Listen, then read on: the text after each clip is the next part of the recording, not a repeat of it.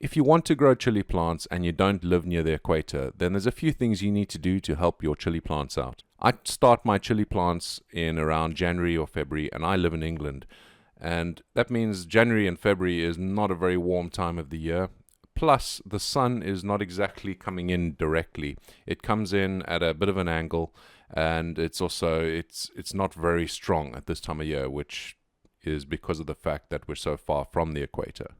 When the seedlings have germinated and they start showing leaves, straight away you need to get them under some lights. You can use a windowsill, but again, you're not going to get enough light. Your seedlings will grow very straggly and they won't have the best start.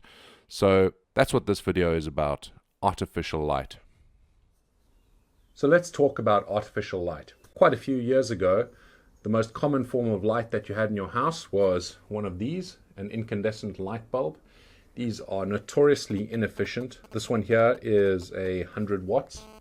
I actually use these in some of my other projects as heating elements because they produce so much heat. Now, the more heat something produces, the less efficient it is, because that means instead of the energy going into creating light, the energy is going into creating heat. So this is an incandescent bulb.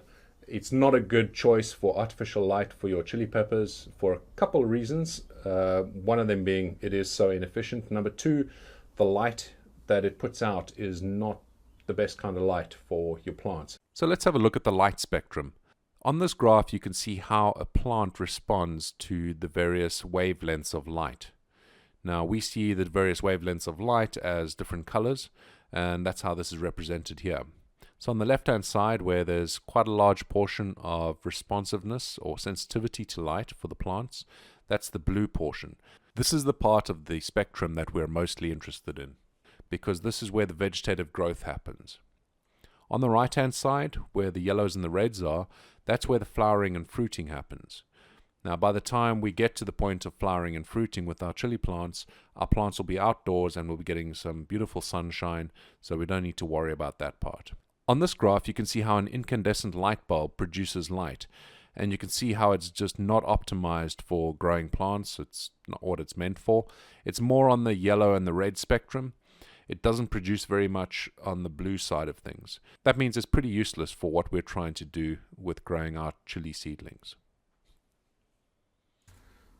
So, incandescent light bulbs, not a great choice. Yes, they look quite bright, but they're not producing the right kind of light, and they're also producing way too much heat.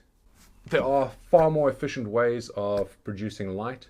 I'm in my garage at the moment, and the lights that I have in here are the tube style lights. They're called T8 lights or shop lights. So you've probably got them in your office, you probably have them in your own garage.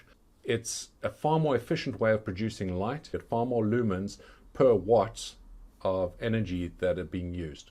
So T8 lighting, which is your traditional thicker style tubes, they're perfectly fine, and you can actually use them, and people have been using them for many years to grow, especially at the early stage, to get seedlings to grow.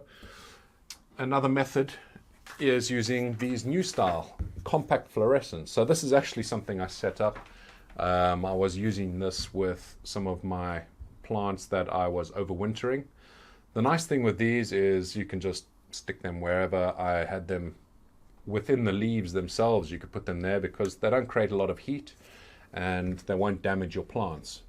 The problem is it's not producing the most efficient amount of light for what we're using it for. So let's talk about the lights I actually use. These are T5 high output fluorescent tubes. I'm using a 2-foot ballast which can take 4 bulbs, and each bulb is 24 watts. The actual lighting units themselves came with 4 bulbs and cost me about £60 or just over £60 each. And to replace the bulbs cost you under £2 per bulb. You don't need to spend a lot of money on the specialist tubes that you get. There's a company called Sylvania which makes specialized grow light tubes, and they optimize the spectral output so that it is more aligned to what the plant needs.